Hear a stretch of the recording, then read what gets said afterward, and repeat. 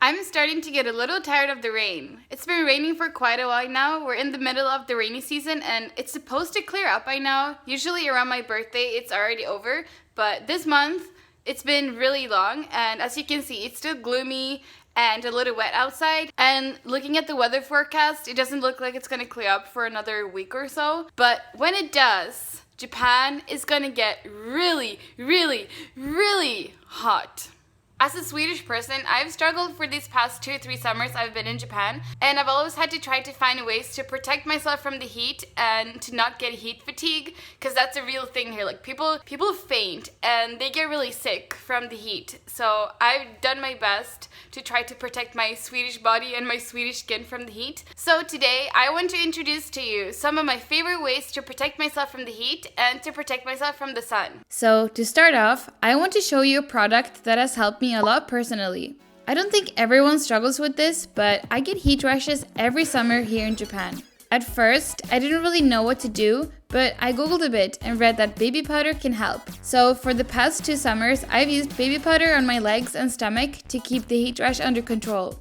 It also works well for dry skin, so this comes to use in winter too.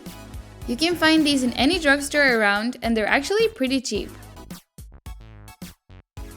Next up is something that I think everyone knows about and uses: sunscreen. My Scandinavian skin is pretty sensitive to the sun, so I always go through a few bottles each summer. Japanese people really don't want to get tanned, so the SPF in most sunscreens here is about 50. 50 is the perfect level for me to get a nice tan without burning my skin. My favorite type is this watery type that is very loose and super easy to apply. You can get these in most supermarkets, convenience stores, and drugstores. I guess they are a little pricey, but they do last for quite a while and they're so worth it. The third product I recommend is something I probably wouldn't survive without. Rainy season is almost over and the mosquitoes are coming out, so mosquito preventing products are a must. They do sell sprays for protection, but if you've already been bitten, this will save your life. This little roller thing soothes the itchiness of your mosquito bite and gives kind of a cooling effect. I haven't seen these in convenience stores or supermarkets, so drugstores are the place to go to grab one of these. This is also something I use a lot in summer here. There are many different kinds of wet wipes here that you can use to freshen up on a hot and humid day, but these ones are a bit special. I don't really know what they're actually called, but I just call them cold sheets. They have a cooling effect when you wipe your skin with them, so you will not only feel fresh but also cool down. They come in many different scents, but I prefer the normal minty one. I guess the only negative side to these is that I can't use them on my face or I will wipe off all of my makeup, but other than that, they're great. You can find these in any convenience store and drugstore and in some supermarkets as well. This might seem a bit silly, but using fans in the summer is more or less heaven on earth. Imagine sitting in a boiling classroom or office and having one of these to cool you off. You can get them for cheap in Japanese 100 yen stores, and they usually come in many different colors and patterns. You can even design your own ones if you want. I threw away all of my old ones before moving here, so it was time to get some new cute fans. The sixth product is something I learned to use in my dormitory in Fukuoka. On a boiling and humid evening, one girl came down to the lobby with frozen ice packs. She would just hold them in her hands or against her face to cool down. I thought this sounded great, so I got some myself. They melt pretty fast, but it's still really effective when you're suffering the heat and don't want to turn your aircon on. Again, I threw my old ones away before moving, so I got some new ones today. I noticed that it's really nice to put them in a towel so that they don't touch your skin directly. Which leads me to my next point: towels! I didn't think it was possible to sweat this much, but I've learned to always carry a towel with me here in Japan. Towels are really popular to give away as a present, and they stack up pretty quickly. I've actually only bought 1 or 2 of these myself.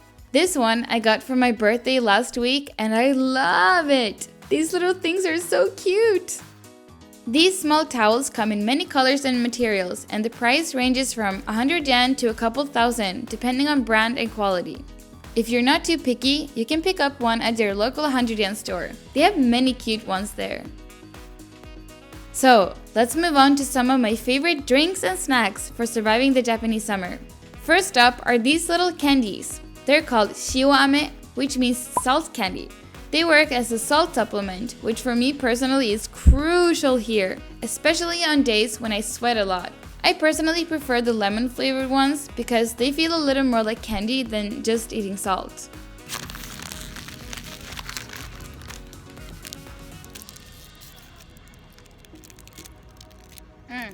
It's definitely a mix, literally between lemon and salt. When I tried these for the first time, I was kind of weirded out by the flavor, and it's weird that they're salty because you don't really expect like candy to be salty, but now I really like them and I do feel like they help in some way. So I continue to eat them a few every day during the warmest days of the summer. Oh my god, some guys are looking at me over there. That's really embarrassing. But yeah, I feel like this is a really simple and delicious way to get the extra salt you need in the summer. And for me as a Swedish person, I really need anything to help me survive since my body isn't really used to the hot temperature and the humidity as well. So yeah, God bless these. Vending machines aren't just great in summer, but it's really convenient to always have access to a cold drink when you're out doing things. I've heard that there are around 1 vending machine per 23 people in Japan, and that's definitely not hard to believe. Sometimes they sell drinks that you can't find in supermarkets, and I'm always on the lookout for something new and fun to try.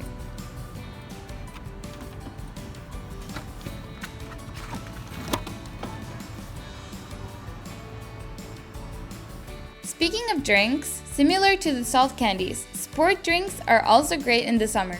In summer, many people prefer these over water since they include things like electrolytes and carbohydrates, which works as fuel for your body instead of just hydrating you like water does.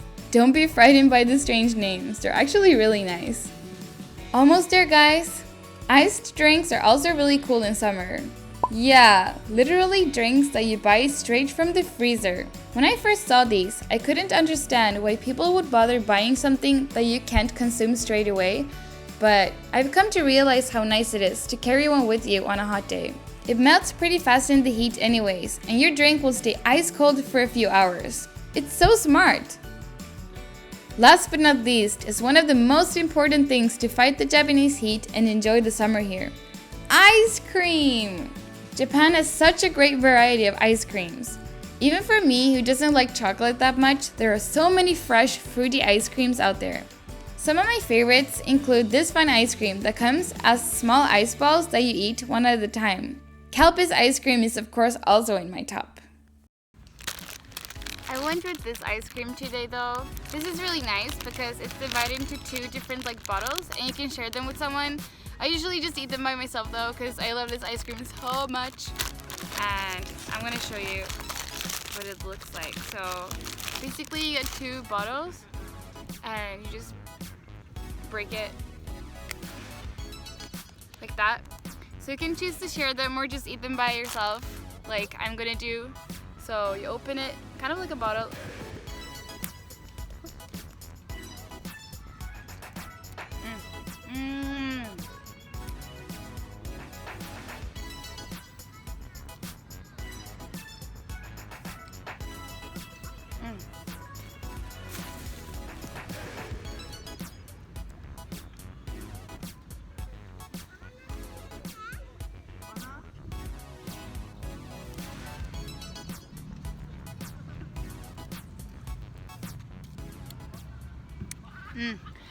Thank you so much for watching my video today. It's kind of a new concept for me to make a video like this, but I had a lot of fun editing and filming. I haven't been able to post in a while since I've been so busy with my tests and school, and literally every day I've had to do a lot of things. I have a few more videos planned until the middle of August when I will be going to Sweden. I will be away in Sweden for about a month.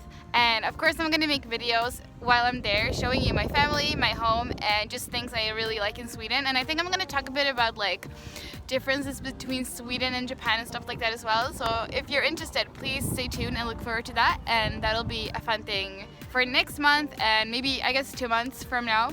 Don't forget to follow me on Instagram if you want to see more about my life. I post there almost daily, especially on stories, so if you're interested, please check that out. And also, don't forget to subscribe to my YouTube channel if you're interested in my life in Japan. And if you want to know anything more about my life in Japan, life in a language school, or in Japanese university, or anything about Japan, please let me know if you have any suggestions or ideas for videos that you want me to make too, and I will make sure to think of something good for all of those ideas too. Yeah, so thank you so much for watching, and I will see you in my next video. Bye!